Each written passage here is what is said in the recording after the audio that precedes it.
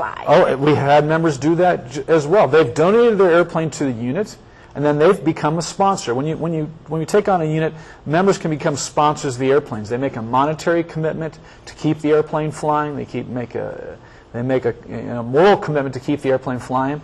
And so someone can donate the airplane, get the tax deduction, and then remain on as a sponsor throughout their lifetime. And we've had many members do exactly that.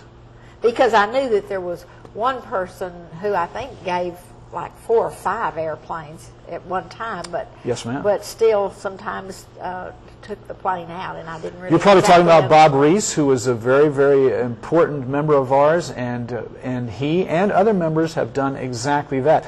We have a member in Reno who gave us 2 airplanes last year, and he happens to be the wing leader. But he doesn't own the airplanes anymore. However, as long as he's qualified and does everything that every member has to do that's going to be a pilot, then he maintains a flying activity. Well, what is the how do you participate in other fly-ins?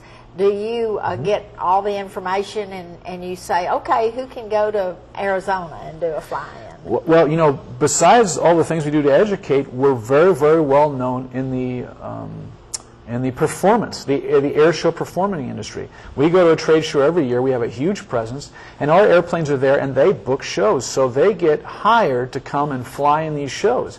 And the money that they earn goes right back into preserving the airplane and the Commemorative Air Force's mission. So we have upwards of 20 to 30 airplanes that perform in air shows around the country. So no matter where you go, if you go to an air show, if you look on the side of the airplane, good chance you'll see the Commemorative Air Force logo on the Warbirds, because we have the most operating.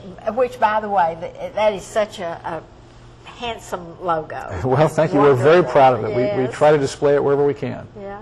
And one of the things that I love is going over to the store at the CAF and buying gifts for Christmas and things like that. And well, that support goes right back into keeping the airplanes flying. And so we do whatever we can, first to spread the word about our organization and to raise funds so that we can keep the airplanes flying. So your little units all over are they're autonomous, but it's almost like a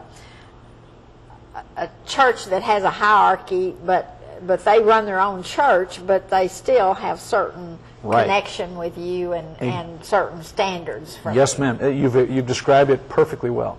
Exactly that way.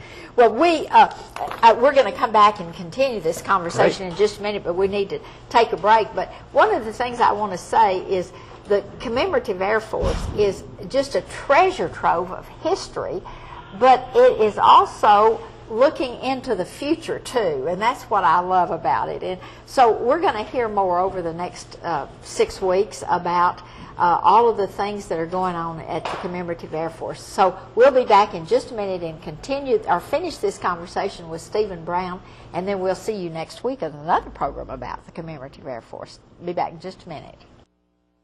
Stay tuned. West Texas View will be right back.